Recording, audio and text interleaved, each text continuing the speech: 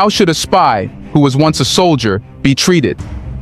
A French soldier, initially deployed to protect Burkina Faso, has been caught with suspicious information, revealing he was now spying on the country.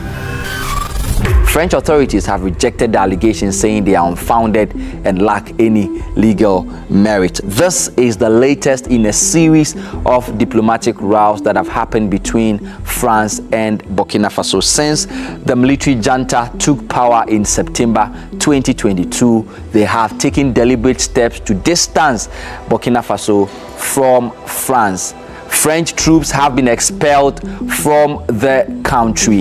A military pact that dates back to the 1960s have been cancelled. This incident highlights how the soldiers France sends are more of a threat than a source of protection. But what has been France's response? Have they acknowledged the spy? And what actions are being taken against him? Let's find out.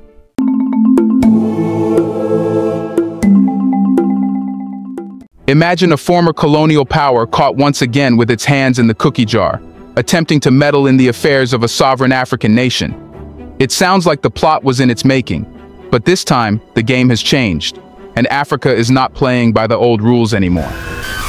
Posted on social media on Thursday, said those declared persona non grata had engaged in subversive activities. He gave no specifics. The diplomats, two of whom are political advisors, have been given 48 hours to leave the country. On August 12, 2024, Burkina Faso's national police arrested Damien, a former French legionnaire turned security consultant in Ouagadougou on charges of espionage. This arrest isn't just another headline. It's a stark reminder of the West's enduring interference in Africa, long after the end of colonial rule. Damien's arrest, alongside the discovery of sensitive information about Burkina Faso's security situation, lays bare a broader narrative of Western manipulation cloaked under the guise of economic cooperation and security support. To start with, we must ask, why does the West, particularly France, continue to involve itself in African affairs long after the official end of colonialism? Shifting focus to Burkina Faso in West Africa. The country's military leader, Ibrahim Traoré, has leveled strong accusations against France. Traoré says France is destabilizing Burkina Faso with support from West African nations Benin and Ivory Coast. Traoré said that France has set up 2 secret military bases in Benin that are directed against Burkina Faso. He claimed that these bases are a center of operations for the terrorists who regularly strike Burkina Faso. Now, French military has reacted by denying the accusations. The military refused the existence of military bases in Benin. West African states, Mali, Burkina Faso, and Niger are transitioning to military coups, have turned away from the traditional Western allies. Meanwhile, the military-ruled nations have built closer ties with Russia. What if the traditional financial world could be connected with digital finance? A company named DEFI Technologies, traded under DEFTF in the US, did exactly that. In Canada, it's traded under the ticker DEFI, and in Germany, it is traded under the ticker R9B. It's the first ever public financial tech company to allow traditional investors to invest and gain exposure to digital assets like cryptocurrencies, blockchain-based projects, and digital finance-based ETFs called exchange-traded products or ETPs. So far, it has generated over $100 million in revenues. In only the first quarter of this year, its revenue crossed 13.4 million Canadian dollars, with an operating net income of 5.3 million Canadian dollars. The month-over-month net inflows have reached 6.75 million US dollars. 2024's second quarter was the company's strongest financial quarter because it achieved record revenues of 98.0 million US dollars and 94.4 million US dollars for the 3 and 6 months. That's why people like Anthony Pompliano, who is the face of crypto, are shareholders of DeFi Technologies and said it's a stock he would have pitched at the Sohn Conference Foundation. It's the conference where all the world's hedge fund managers get just 20 minutes to pitch their hedge funds. Some of the picks from yesterday's conference included Carpenter Technology Corporation, Natera, European chemicals company Solvay, and cryptocurrency Ethereum.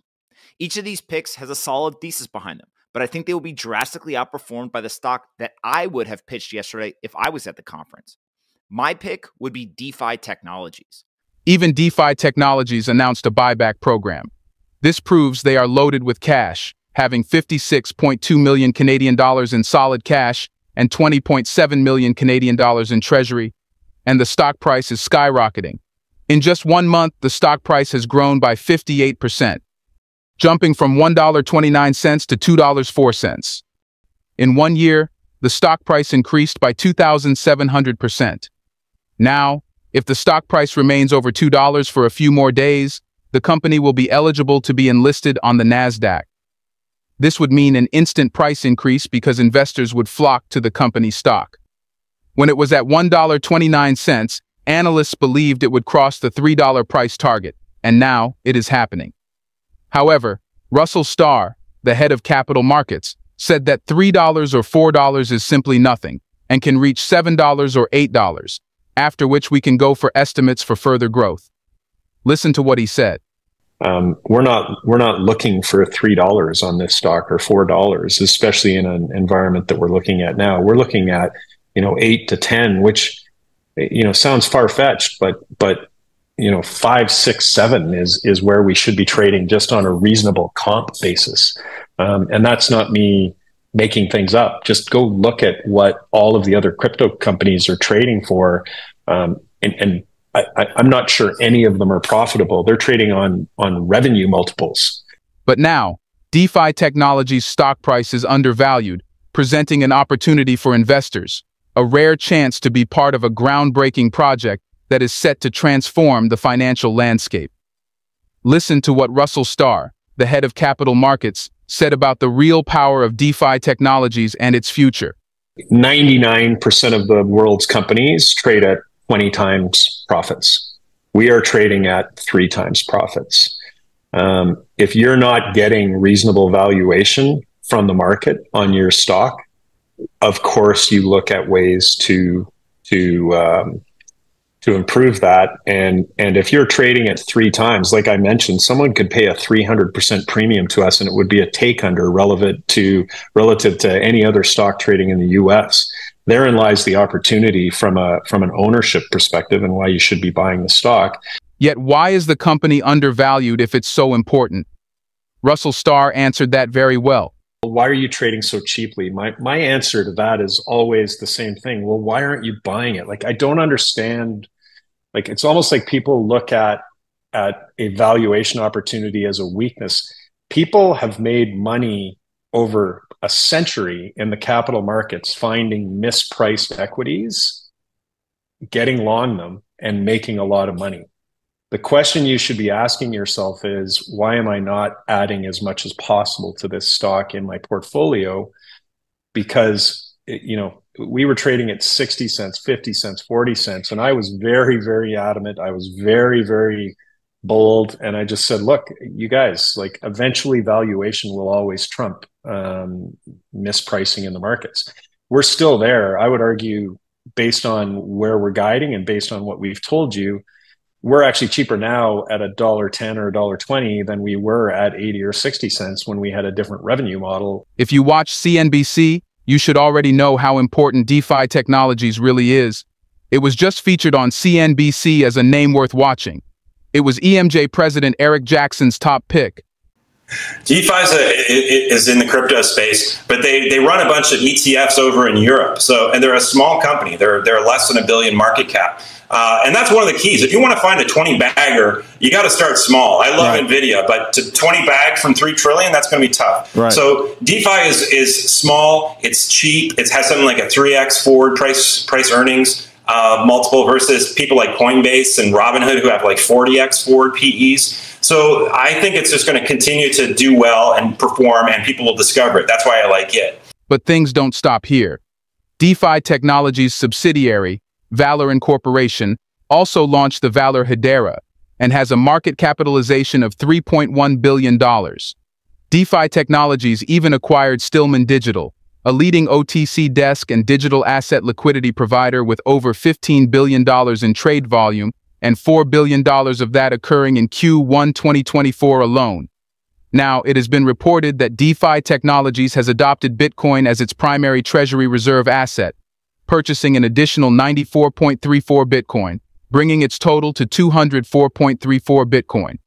In addition to this, the company bought 12,775 Solana tokens and 1,484,148 Core tokens. And here's something important. About 45% of the company is owned by insiders. This means the company has real potential because the founders not just founded and sold the company and ran away, they have stakes in it. The company is led by the CEO and founder, Olivier Roussy-Newton, who was the founder of Hive Blockchain, the world's biggest crypto miner, trading on NASDAQ. Yes, now you know the deal is serious. Now you can understand why we are talking about DeFi technologies. Do take advantage of this huge opportunity by clicking the link in the description today. Damien's arrest in Burkina Faso is not a mere diplomatic skirmish. It's a glaring example of the West's lingering interest in controlling African sovereignty. For centuries, Western powers, led by France, have maintained a firm grip on Africa's wealth, its abundant natural resources, strategic positions, and political influence. Damien, a former French soldier who has morphed into a private security consultant, embodies a modern form of this old, insidious strategy. His role in Burkina Faso's mining sector, a key area with deep French economic ties, wasn't coincidental. It was part of a broader strategy to maintain influence under the guise of business and security. France's relationship with its former African colonies is fraught with contradictions. On the one hand, it professes support for African sovereignty and independence. On the other, it employs covert tactics to maintain control. Whether through economic partnerships, security cooperation, or counterinsurgencies efforts, France has frequently inserted itself into African affairs, often under dubious circumstances. The discovery of sensitive security information on Damien's devices suggests his role extended beyond corporate interests. It points to a calculated effort to gather intelligence that could serve Western interests, directly undermining African autonomy in the process. But why does the West continue to engage in these tactics? The answer lies in a potent combination of fear and greed. Fear of losing a strategic foothold in a continent rich in resources, and greed to continue exploiting those resources, gold, oil, and minerals, that are essential to Western economies. As African nations increasingly assert control over their resources and political destinies, the West is scrambling to maintain its traditional dominance. Damien's arrest serves as a wake-up call, a stark reminder that Africa is no longer a passive player in the geopolitical arena. The continent is awake, aware, and more than willing to resist the lingering specters of colonial control. This is not the first time Western powers have been caught red-handed in Africa, and it certainly won't be the last. From orchestrating coups to funding insurgencies, the playbook remains the same. Keep Africa unstable and keep it exploitable. But what they underestimate is Africa's capacity to adapt and resist. The arrest of Damien, far from an isolated incident, is a sign of Africa's growing intolerance for external meddling and a bold step towards a more self-determined future. But we need to know the situation on a deeper level. What makes Burkina Faso and the surrounding West African region so attractive to Western intelligence operations? Here's a reminder to please like and share the video and subscribe to our channel to watch more videos on Black culture, history, civilization, and identity. Let's continue now. Burkina Faso is far more than just another African country. It is a strategic asset in West Africa, both geographically and economically. With vast reserves of gold and other precious minerals, Burkina Faso is a nation of immense interest to global powers. But there's more at play than just its natural wealth. Situated in the Sahel region, an area characterized by political instability and armed conflict, Burkina Faso has become a prime target for foreign espionage and covert operations. The Sahel is not just a zone of local conflict, but a geopolitical hotspot where global interests collide. France, with its long-standing ties and military presence, views the Sahel as a critical region for maintaining influence in Africa. This region's instability provides ample cover for espionage activities under the guise of counterinsurgencies or security cooperation. Western operatives, such as Damien, embed themselves within local contexts, gathering intelligence, influencing political developments, and ensuring continued access to valuable resources. Damien's arrest is, therefore, not merely about a single rogue spy, but indicative of a larger, coordinated effort by Western powers to manipulate the political landscape of West Africa. The involvement of a former French soldier in Burkina Faso's mining sector, along with the discovery of sensitive security information, suggests a deliberate agenda to safeguard Western interests. France, in particular, has been eager to retain its foothold in Africa, and Damien's activities were likely a part of this broader strategy to monitor and manipulate the dynamics in the region. Moreover, the Sahel region, including Burkina Faso, serves as a critical gateway to broader African markets and resources. Control over this region provides strategic leverage, not just in terms of resource access, but also in shaping the political landscape to favor Western interests. With China and Russia increasingly expanding their influence in Africa, the stakes for the West are higher than ever. Damien's arrest shines a light on the lengths to which Western powers are willing to go to maintain their influence in this strategic region. Now you must be thinking, as West Africa becomes increasingly vigilant against such covert tactics, the question arises, how are nations like Burkina Faso responding to continued interference, and what does this signify for Africa's future? The arrest of Damien by Burkina Faso's authorities is more than just a routine legal action, it's a powerful political statement. Countries like Burkina Faso, alongside Mali and Niger, are at the forefront of a new movement challenging Western interference head-on. These nations are making it abundantly clear that the days of unchecked Western meddling in their affairs are over. This bold stance marks a significant shift in how African nations are now choosing to manage foreign interference. In recent years, there has been a resurgence of Pan-Africanism, a political and cultural movement advocating for unity and cooperation among African nations against external exploitation. Countries like Burkina Faso are increasingly rejecting foreign military presence, moving to nationalize industries, and taking control of resources that have long been dominated by foreign corporations. Damien's arrest is a reflection of this growing movement. By taking swift action against him, Burkina Faso is sending a clear message to the West. Africa will no longer tolerate covert operations and underhanded tactics that threaten its sovereignty. The implications of this stance are profound. Africa is no longer willing to play by the rules set by Western powers. Instead, it is taking bold steps to reclaim its place on the global stage as a continent with its agency and authority. Burkina Faso's actions set a precedent for other African nations, demonstrating that they too can stand up to external interference and protect their sovereignty. Moreover, this new assertiveness is not just a political gesture, but a strategic move. By cracking down on espionage and foreign manipulation, African nations are safeguarding their resources and ensuring that their political and economic futures are determined by Africans, for Africans. This shift represents a broader trend across the continent, where nations are increasingly prioritizing their interests and standing firm against any form of neocolonialism. However, this newfound resistance is not without its challenges. The question now is, what are the potential repercussions of this shift in power dynamics for both Africa and the West? The arrest of Damien by Burkina Faso carries significant implications, not just for Africa, but for the global geopolitical landscape. For African nations, asserting independence from Western interference brings a unique set of challenges. These include the risk of economic sanctions from Western countries, diplomatic isolation, and even attempts to destabilize regimes through indirect means. However, African nations are increasingly prepared to navigate these challenges.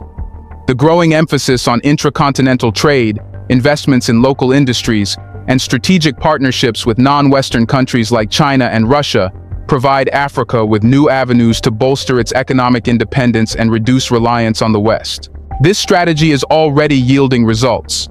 Nations are investing in infrastructure, education, and technology, reducing their dependence on Western aid and forging new alliances that reflect their interests.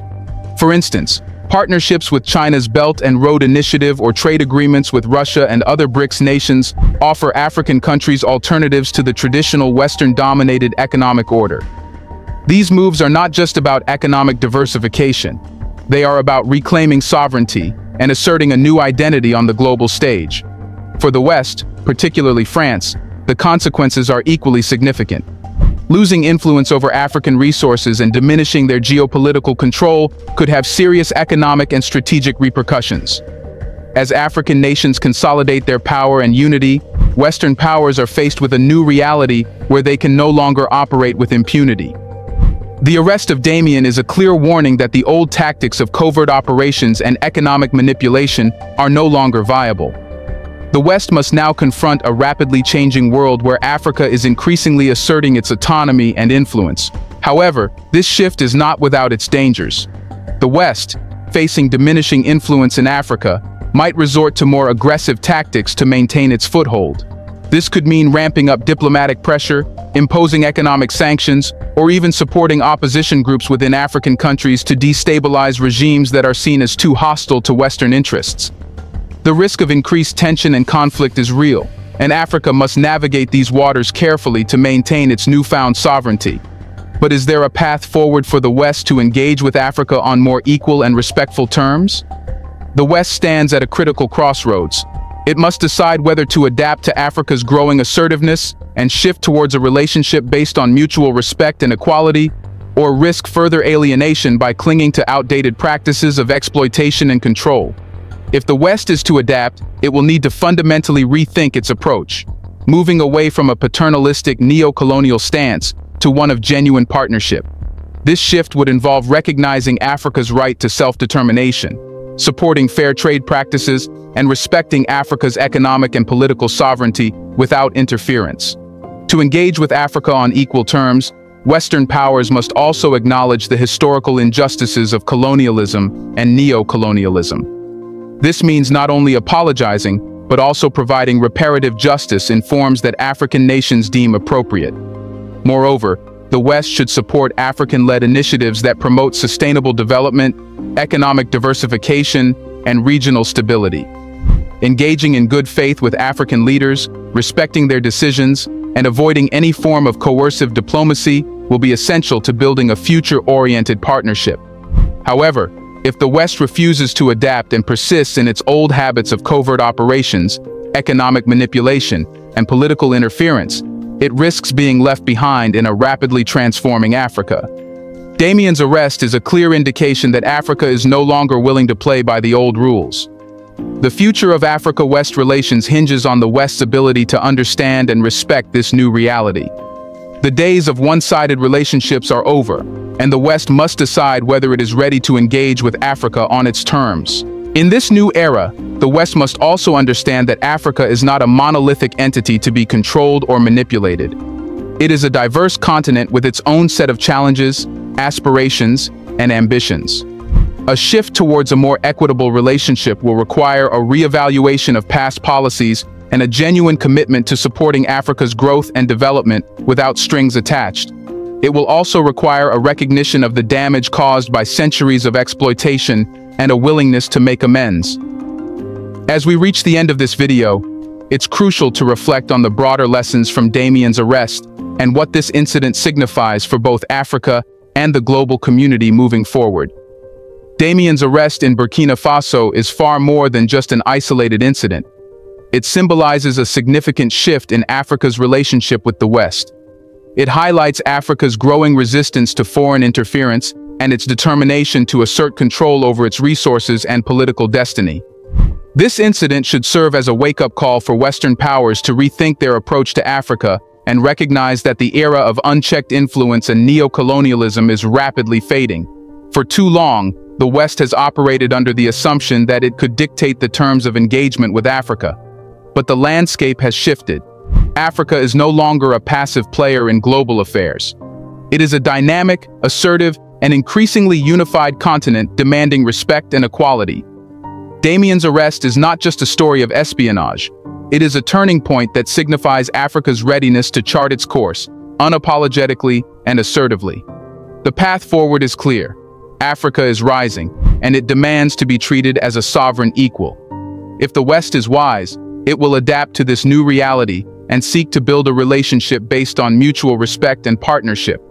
If not, it risks becoming increasingly irrelevant in a world where Africa is no longer content to play second fiddle. The world is watching, and Africa is leading the way. Africa's message to the world is unequivocal. It is no longer a pawn in a global game of power and resources. It is a player, with its voice and its future. And that future is one where Africa stands tall, speaks boldly, and moves forward on its terms. The arrest of Damien is just the beginning. The world should take note because Africa's story is being written by Africans now, and it's a narrative that's long overdue. As Africa continues to rise, the West must decide whether it wants to be a partner or a relic of the past. The choice is theirs, but the future belongs to Africa. What do you think is the foolproof way of ending all Western interference? Can Africa do this by the end of 2024? Let us know in the comment section. Will Burkina Faso be the first nation to achieve this feat? Do you want to watch more videos like this one? If so, subscribe to our channel and press the bell icon next to it. We have decided to bring videos on something nobody talks about: the Black culture, civilization, history, and evidence about how glorious Blacks have been. Thanks for watching, and until the next video, stay tuned.